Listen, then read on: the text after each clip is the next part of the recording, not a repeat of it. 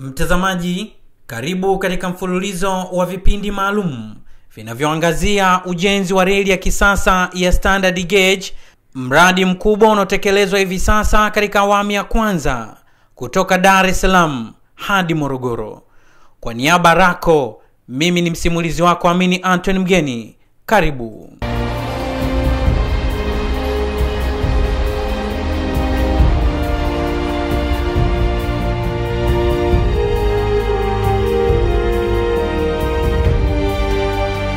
Naam, kwa wale ambao ndio kwanza mnaungana nasi, kwa faida tu, Tanzania iko katika utekelezaji mkubwa wa uwekezaji kwenye miundombinu ya reli. Mradi wa reli ya kisasa itakayotumia umeme. Mradi mzima unahusisha reli kutoka Dar es Salaam hadi Mwanza, Tabora na hatimaye Rwanda na Burundi. Reli hii itakuza biashara kati ya nchi yetu na nchi hizo ambazo nimezitaja. Moja ya kikwazo kikubwa cha biashara miongoni mwa nchi za Afrika ni ukosefu au ubovu wa miundombinu ya usafiri. Ukosefu au ubovu wa miundombinu ya usafiri unakadiriwa kuongeza gharama za biashara kwa 40% barani Afrika. Hii ndiyo sababu mchango wa bara la Afrika kwenye biashara duniani, yani African share in global trade, ni chini ya 5%. Na hii ndiyo sababu pia biashara miongoni mwa nchi za Afrika inayoitwa intra-African trade ni chini ya 15%. Wakati kwenye mabara mengine ni kati ya 40% na 60%. Hivyo kwa kujenga reli hii, biashara kati ya nchi yetu na mataifa mengine utaongezeka maradufu. Tatu, ndugu zangu, ujenzi wa reli hii utakuza sekta nyingine za uchumi nchini. Kama mnavyofahamu, ustawi wa sekta ya viwanda, kilimo, mifugo, uvuvi, madini hata utalii hutegemea sana kuwepo kwa usafiri wa uhakika.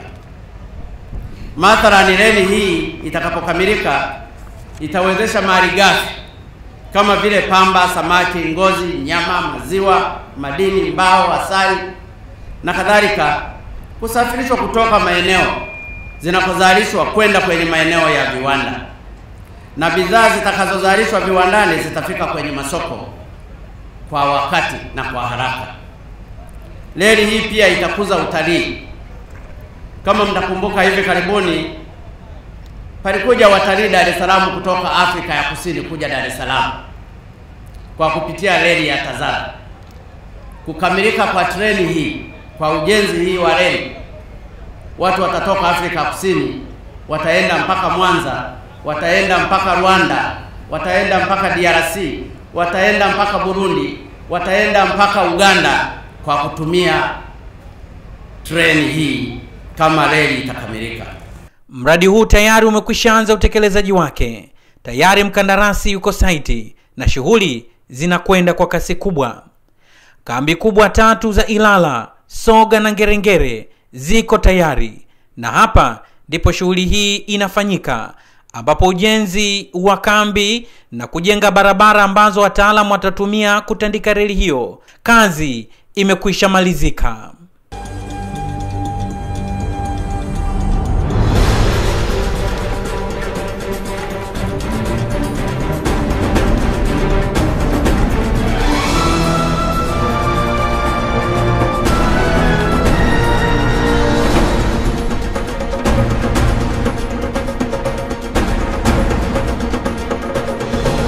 Na sasa kazi ya kuanza kujenga matuta makubwa ambao reli itakuwa inapita inaendelea, na hapa ni kusawazisha udongo na kuweka katika kiwango kinachotakiwa kubeba reli ya kisasa ambayo itakuwa na kasi ya 160 kwa saa, hivyo imara wake sio lele mama.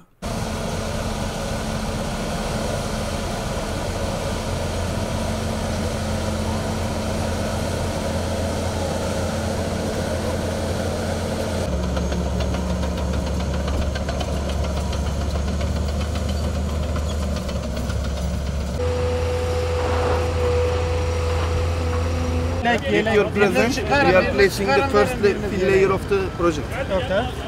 and we are going to place 20 to 25 centimeters of materials. This one? Yes, which is compacted. Yeah. We are here. So from our side we are cutting, here we are feeling, balancing the earth movement of the alignment.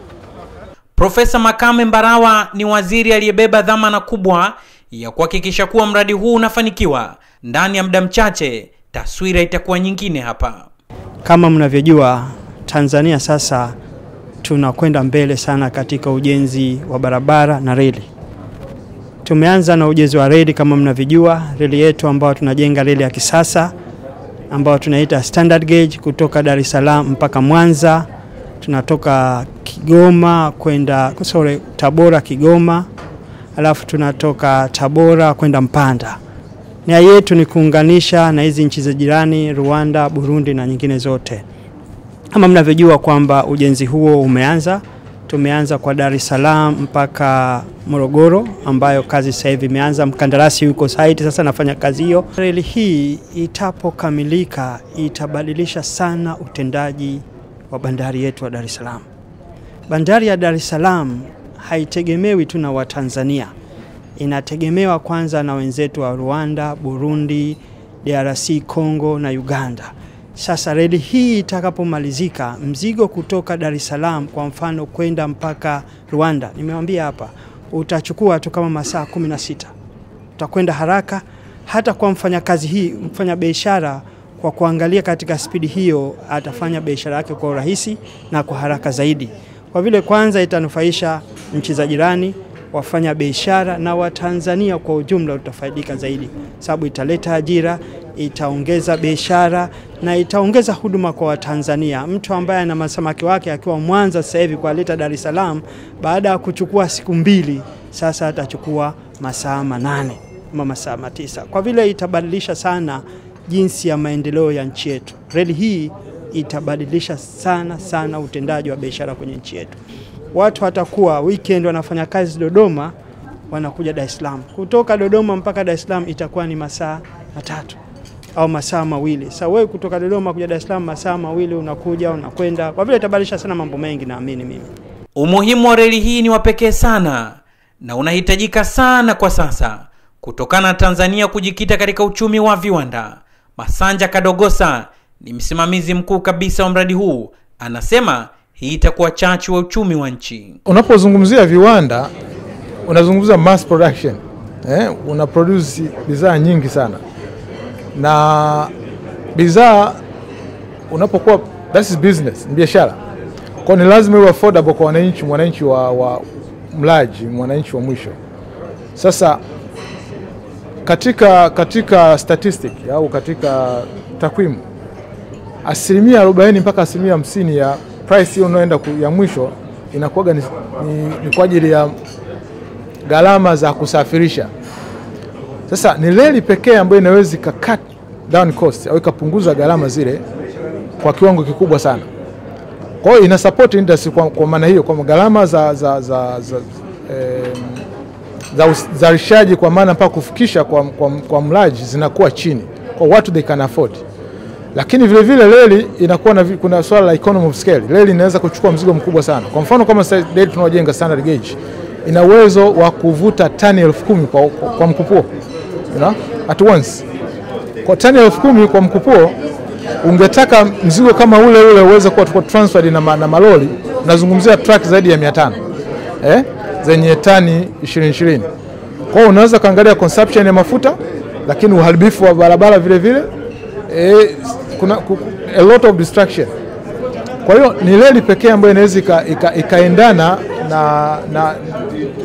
na hiyo vision ya kuwa Tanzania viwanda, lakini at the same time tunaweza tukasafirisha bidhaa nyingi kwa mkupuo ndani ya nchi na kwa nchi ambazo tunapakana nazo kama Rwanda, Burundi, Congo, Zambia. Profesa Humphrey Moshi ni mtaalamu aliyebobea katika masuala ya uchumi ndani na nje ya nchi. Anasema maamuzi haya yamekuwa sahihi na ni zaidi ya reli. Muhimu tukirudi nyuma uongozi kwa ujumla wake ulikuwa tunafanya vitu tunasema leo kesho. Lakini hii awamu ya 5 tunaona kabisa waziwazi maamuzi yanafanyika na vitu vinaanza. Na kuanza kwa hii reli sasa hivi nayo itaboresha vile vile hali ya biashara kwa nchi ambazo zinapakana na Tanzania, na vile vile kwa upande mwingine hata nchi kama za SADC na Afrika Mashariki. Rwanda na Burundi ni nchi ambazo hazina bahari. Kwa hiyo gharama zao za uendeshaji wa uchumi ni kubwa kwa sababu hana bahari. Walikuwa wanategemea ya Tanzania ya Dar es Salaam, lakini Dar es Salaam kwa kuwa tulikuwa na ile reli ya zamani inachukua muda mrefu mno mpaka waweze kusafirisha makontena mizigo yao. Kwa hiyo gharama zao za uendeshaji wa uchumi zilikuwa kubwa. Lakini sasa hivi tulikuwa na hii, kwanza watapunguza gharama za kuendesha uchumi wao na cost of doing business na itapungua. Kwa hiyo wakati huo watavutia wawekezaji kwenye uchumi ule. Hiyo ni moja. Ya pili, wao kwenye Jumuiya ya Afrika Mashariki itakuwa sasa Afrika Mashariki imekuwa inaunganishwa vizuri zaidi. Hatuzungumzi tena kwamba najiangalia mimi kama Tanzania, najiangalia mimi kama Rwanda. Tunaangalia kijumuiya, na miundombinu ndio kiunganisho kikubwa na mkubwa wa jumuiya yoyote ya uchumi kama ya Afrika Mashariki au ya SADC. Ukizungumza mambo ya China, kama hujafika China ni vigumu kuelewa kwa sababu reli zao ni nyingi mno. Na unakuta bei ya kwenda na ndege na kwenda na treni ni karibu zimekaribiana tu. Unaweza kukuta kwa mfano unatoka Shanghai kwenda mji ambao unaitwa Guangzhou ni masaa 7. China walikuwa, sisi tulikuwa mbele ya China miaka 60. Unajiuliza imekuwaje wameweza kufikia hapo? Jambo la kwanza ni uongozi. Lazima uwe na uongozi ambao unapenda maendeleo ya watu. Uongozi unafanya maamuzi na katuo kuhakikisha kwamba kile kinachoamua kinafanyika. Kingine ni ile ya kwamba hawakuyumbishwa sana na wafadhili. Wafadhili wanakuyumbisha. Wao walikuwa na msimamo wao kwamba hata yumbishwa, sisi tunataka serikali isiwe tu mwangalizi na serikali iingie kwenye kuwekeza. Na hapo namshukuru Magufuli kwamba naye amejua serikali ina wajibu sio kutazama tu kuwekeza, na hasa miundombinu. Miundombinu yote nazungumza ya China kule, kwa mfano mambo ya umeme, mtu anayetoa umeme ni serikali. Masuala ya kusimamia reli ni serikali, lakini sehemu nyingine wanashikana na sekta binafsi. Kwa hiyo lazima serikali ina sehemu yake sio ndogo, sio ya kuangalia tu, kubwa kwenye uchumi. Na lazima sasa hivi tubadilike katika itikadi yetu, tuhakikishe kwamba na serikali ianze kuwa na role kubwa zaidi kuliko hapo nyuma. Nikupe mfano mdogo tu. Kwa miaka 20 tumejaribu kumaliza tatizo la umeme Tanzania kwa kutumia sekta binafsi. Tumefika wapi mpaka leo? Kumbe tulidanganywa na wafadhili World Bank, wakaanza kusema hapana, hizi kazi waachie sekta binafsi. Wakaja na kitu ambacho kinaitwa PPP. Wakasema sekta binafsi ndio itajenga barabara. Tumekaa miaka 50 barabara za kujengwa, serikali imeanza kujenga. Kwa hiyo lazima tuiangalie upya. Tusikubali tu kuyumbishwa. Na bahati nzuri tuna China na hizo nchi za Asia ambazo zimeenda kwa kasi. Kwa miaka 30 iliyopita zimeenda kwa kasi. Kwa hiyo tunaanza kuiga kule, tunaanza mmefanya-fanyaje? Wakati ambao tunasema wanafanya-fanyaje, lazima tupunguze kuwasikiliza wale. Lakini na wale nao wameshaelewa. Wakiona tu unaenda kwa China, nao wanakuja, wanalegeza masharti. Nao sasa lazima watumie wakati kulegeza masharti. Wakisheni masharti ambayo wanalegeza ni kwa manufaa ya watu wako, ni kwa manufaa ya watu wako na nchi yako. Tukishafika hapo mambo yatakwenda. Kwa mfano tulikuwa tunaambia kwamba eti viwanda vile ambavyo tulikuwa nazo zamani, serikali haiwezi kuendesha viwanda vikafa vyote, tukaanza kuagiza mpaka toothpick. Leo hii tumeshaona hata sukari zimeshindwa. Sasa hivi PPF, NCCF wameenda kuwekeza kwenye kiwanda. Ni sekta ya umma na utaona vitu vinakwenda. Kwa hiyo ile itikadi ya maendeleo lazima nayo tukubali ibadilike. Dr. Paul Nyango ni mhadhiri katika Chuo Kikuu cha Dar es Salaam. Alijikita katika masuala ya kilimo hasa uvuvi. Anasema kuwa hii ni fursa kubwa na muhimu kwa nchi. Faida kubwa kama sisi tutaona ya kwamba ni nzuri hata kuishi Morogoro. Unaishi Morogoro, unafanya kazi Dar es Salaam. Ili tukwepe foleni ya Dar es Salaam. Na hiyo itakuwa imepunguza foleni hasa hapa Dar es Salaam. Maana katika uchumi kuna muda mwingi unapotezwa. Wafanyakazi wengi wanapoteza muda. Mtu anatoka Tegeta kwenda mjini. ni ule muda unaweza ukachukua kutoka Dar es Salaam kwenda Morogoro kwa basi. Siku hizi lakini traffic wamekuwa wakali barabarani na ile tochi inasaidia, kwa hivyo imepunguza mwendo wa magari. Lakini ile zamani masaa ya kuchukua kutoka Tegeta kuja mpaka mjini ilikuwa inalingana tu na muda ule wa kutoka Dar es Salaam kwenda Morogoro, na muda huo kwa kweli ni muda wa kufanya kazi na watu walikuwa wanapoteza muda mwingi sana. Tukija kwenye sekta ya kilimo na uvuvi,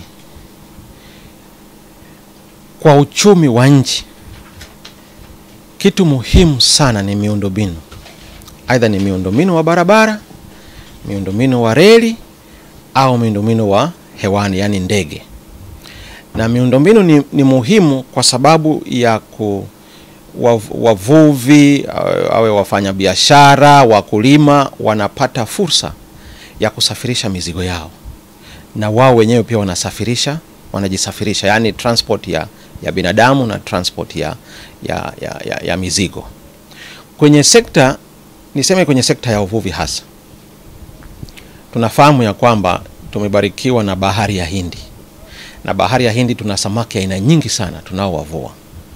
Kati ya aina ya samaki hawa ni dagaa mchele.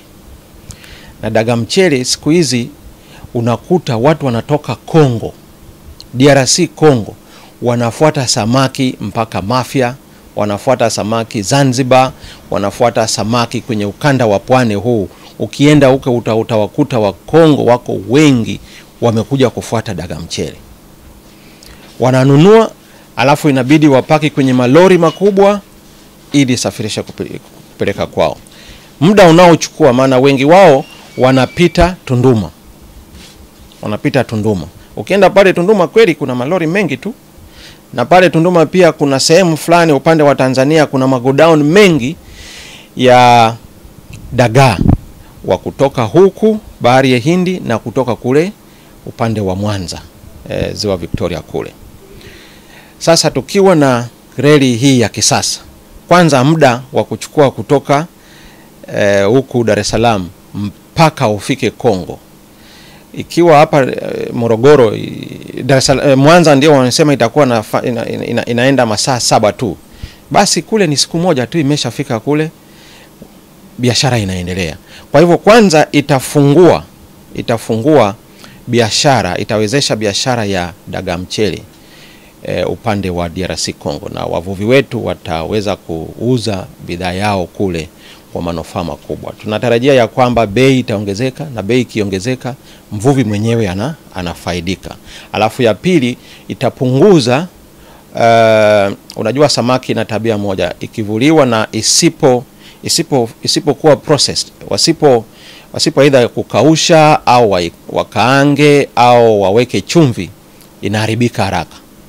Kwa hivyo muda utakaochukua ili wafikie walaji wa kule itapunguzwa, manake quality yake itakuwa imeongezeka, na wale wataona mbona kuna tofauti. Kumbe tofauti ni muda ule ambao samaki imekuwa ikichukua kutoka Dar es Salaam kufika kule Kongo. Kwa hivyo kuna ongezeko la bei, kuna ongezeko la bidhaa. Hiyo ni faida. Na ya tatu pia watu watakwepo sasa, watapata kazi katikati hapo. Maana kuna watu wa kupakia, kuna watu wa kushusha kule, na itaongezeka idadi ya watu ambao watatumika kwa ajili ya kukausha au kwa kuitayarisha kwa ajili ya kuipakia na kupeleka Kongo. Ukiangalia pia kwenye sekta hiyo ya uvuvi, utafiti ambazo zinafanywa sasa hivi zinaonyesha kwamba pia kuna upotevu mwingi wa pesa ya serikali, na hizi pesa zinapotea kutokana ya kwamba wafanyabiashara wengi hawataki kupita njia halali kisheria. Wao wanataka kupita tu njia yao ili wasilipe kodi ya serikali. Sasa hii serikali inapoteza hela nyingi kutokana na biashara wa aina hiyo. Tukiwa na reli, samaki wote watakuwa wanapakiwa kwenye reli, kwa hivyo wanaonekana tu pale, maana pale ni sehemu ambalo linalindwa. Reli hii ya kisasa itavuka mipaka ya nchi na kuunganisha nchi za Rwanda, Burundi katika zama ambazo Tanzania inaimba diplomasia ya uchumi. Dr. Kitojo Watengere ni mhadhiri katika Chuo Kikuu cha Diplomasia na Uhusiano wa Kimataifa. Yeye anasema hii ni zaidi ya reli. Kwanza miundombinu kwa jumla ni kitu cha msingi katika maendeleo ya kiuchumi. Na miundombinu wa reli ndio ambao ni miundombinu wa muhimu sana. Kwanza kwa sababu ni aina ya usafiri ambao unaaminika vizuri, ni haraka, alafu ni wa gharama ndogo. Kwa hiyo kwa kutumia usafiri wa treni tutarahisisha usafiri wa bidhaa, wa watu, lakini kwa njia hiyo pia kufanya biashara kiurahisi. Sasa unapokuwa umejenga reli ambayo inaunganisha nchi, maana yake ni kwamba sasa unaunganisha nchi mbili au zaidi ya mbili. Kwa hiyo kwa njia hiyo kiuchumi tunasema unapanua soko. Kwa sababu soko la kwanza ni soko la nchini mwako pale unapozalishia. Lakini soko la pili sasa ni lile unapotanua kwenda nchi zingine. Sasa usafiri wa reli unapounganisha nchi zaidi ya moja, ina maana kwamba soko lako linapanuka. Kwa hiyo unaweza kufanya biashara zaidi kwa sababu umepata soko zaidi, lakini unaweza pia nawe kuagiza bidhaa kutoka kule. Hilo ni jambo la kwanza. Lakini jambo la pili, unaruhusu pia mwingiliano wa watu. Kwa maana kwamba wataalamu wa Tanzania wanaweza kwenda Kenya kirahisi, wataalamu wa Kenya wanaweza kuja Tanzania kirahisi kwa sababu tayari mawasiliano yanakuwa ni mazuri. Lakini ifike mahali tukae sisi kama Jumuiya ya Afrika Mashariki tujione kama jumuiya moja ambao tunashirikiana katika kufanya biashara. Sasa ifike wakati mara zingine unaondoa interest zako, unakuwa na interest za Jumuiya ya Afrika Mashariki. Sasa kama sisi tuna lengo la kushirikiana kufanya biashara, uwekezaji, utalii na kusaidiana kwa njia mbalimbali, lazima kuwe na njia ambazo zitatuunganisha sisi kama jumuiya kuweza kutimiza hiyo adhima yetu vizuri.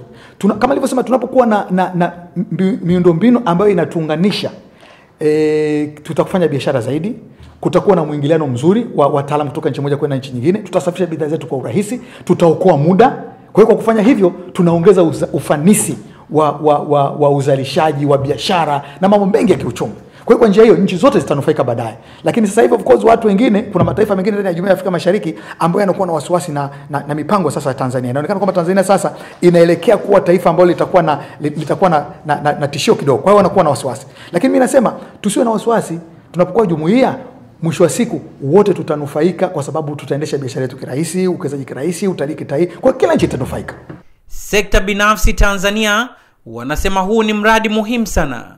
Godfrey Simbeye ni mkurugenzi mtendaji wa TPSF. Tanzania, mpango wa Tanzania wa kujenga reli ni mpango ambao ni wa kuziunganisha nchi ambazo zinazozunguka. Hicho ndio kitu cha muhimu sana ambacho tunadhani kwamba kitatuletea ushindani sisi kama nchi.